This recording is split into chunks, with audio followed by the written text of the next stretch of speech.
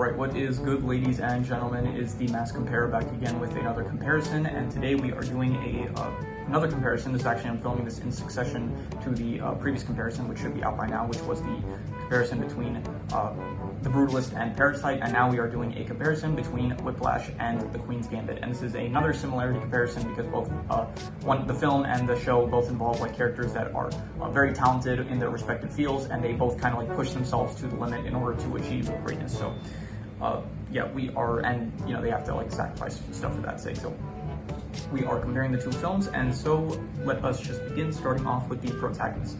And so in Whiplash, you have Andrew Neiman as the protagonist, and Queen's Gambit, you have Beth Harmon, and I think I more so enjoy Beth Harmon. This is a bit unfair because you do have like more so, like you have more, you spend more time with Beth Harmon compared to Andrew, whereas like you only have like you have the movie with him, but then Beth Harmon's like you have much more time that you see the protagonist. But I do think that Beth Harmon, they do kind of explore the character more so than Andrew, where it's like he's like a very good character, I think, but I do think that it's like kind of surface level.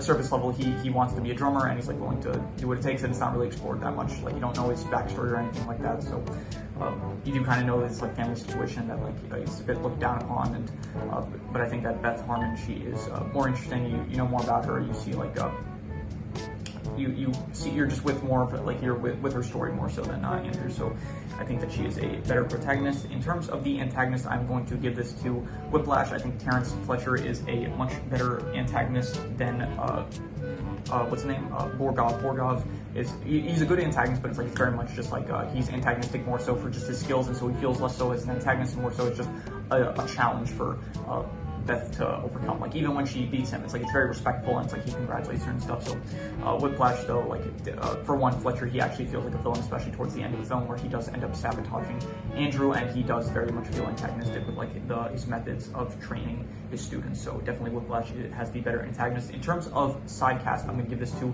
The Queen's Gambit. The Queen's Gambit has a great array of side characters, like Benny. You have Benny Watts. You have Harry. Who else? You have Towns. Like they're all very good inside here. You have Jolene. You have a lot of your Mike, Matt. They are all good, very interesting, and I do like how they help Beth along her journey. And in Whiplash, you don't really have too many side characters. You have like here you have Carl Tanner. You have I guess Andrew's father. You have Ryan.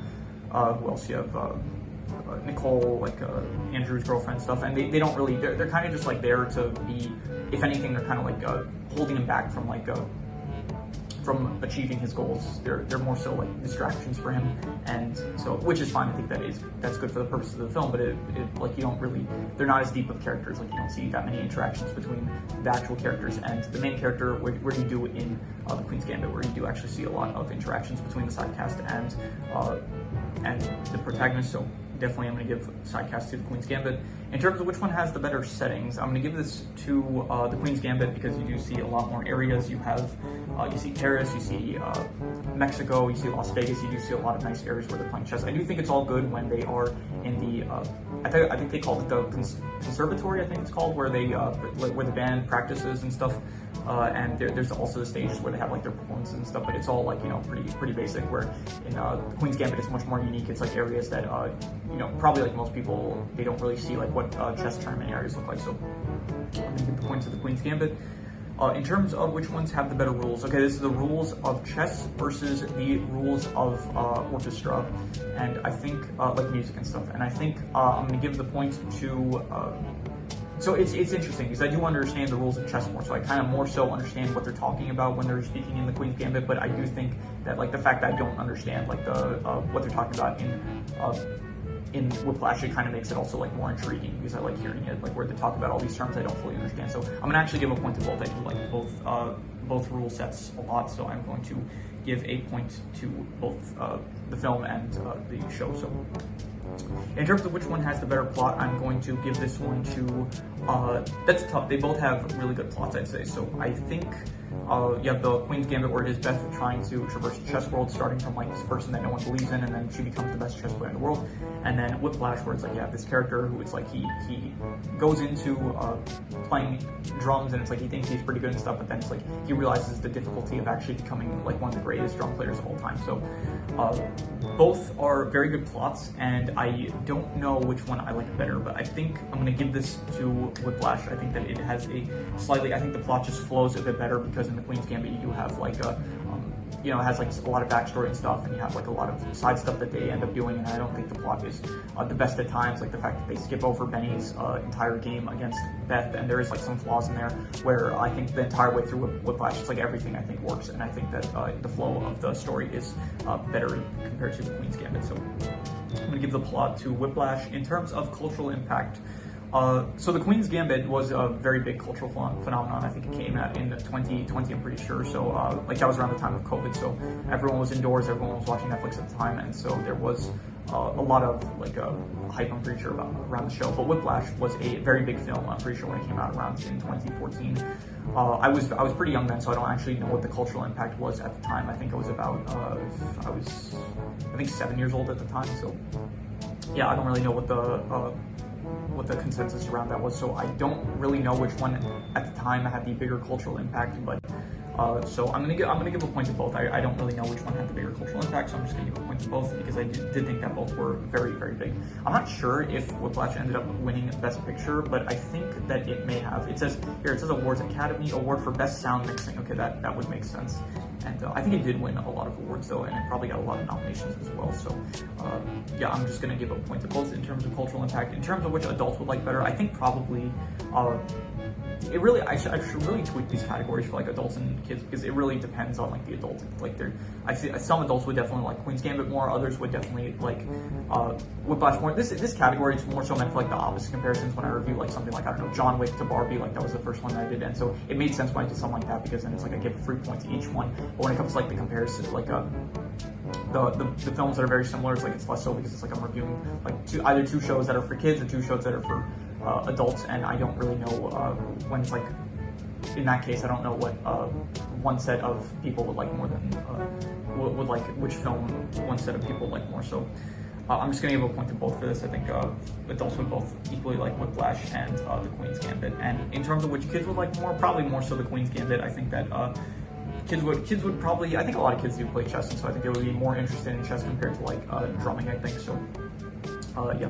In terms of which one has the better clothing, I'm gonna go with both shows. Okay, so Queen's Gambit is like very 1950s aesthetic, 1960s and stuff, and then in Whiplash they do wear like a lot of suits and stuff for their performances. So I think I'm gonna go with the Queen's Gambit. I do kind of like, especially like a character like Benny and stuff, where they do wear like Benny like has his like a cowboy uniform. I think it works better.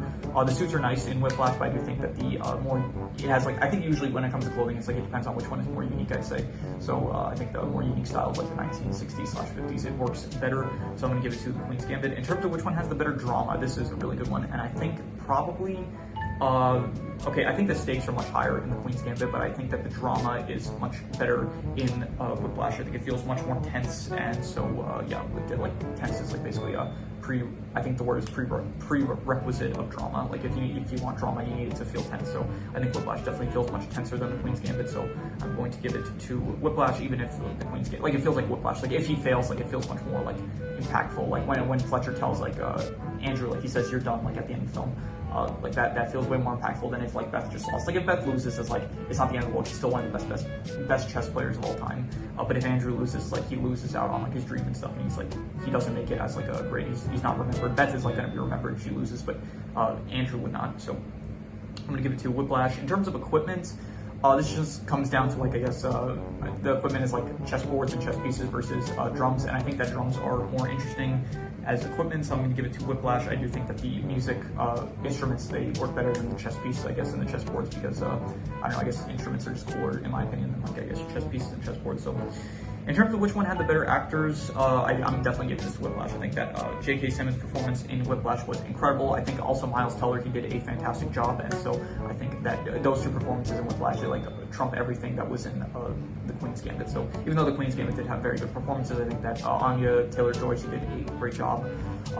So pretty much everyone did a great job. I think that here who played the actor that ends up playing Harry, I'm pretty sure he was like one of the actors that he was in the Harry Potter movies. I think he played Harry's cousin. So who else? You have Towns, played by Jacob Fortune, Marston, Dorosinski that plays Borgoff. I think Bill Camp that plays Mr. Scheibel. I think that they are all good, but I definitely think that it is a much more powerful, impactful performance by J.K. Simmons and Miles Teller in Whiplash. So I'm going to give the point to Whiplash. In terms of which one had the better sound design, you don't even need to ask. This is like default Whiplash. Like the music in Whiplash, it's like the best jazz that I think I've ever heard. Like the song Whiplash itself, Caravan, is just wonderful music, and I love it all the way through.